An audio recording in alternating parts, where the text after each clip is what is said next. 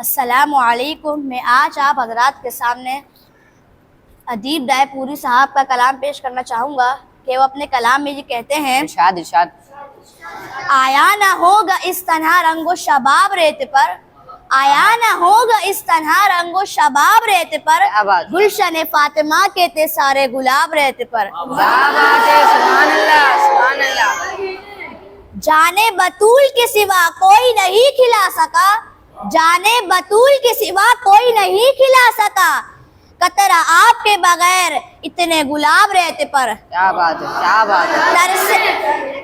तरसे हुसैन आपको मैं जो कहूँ तो बेअदब, तरसे हुसैन आपको मैं जो कहूँ तो बेअदब, लम से लबे हुसैन को तरसा है आब रहते पर। क्या बात है, क्या बात है, वाह वाह क्या बात है।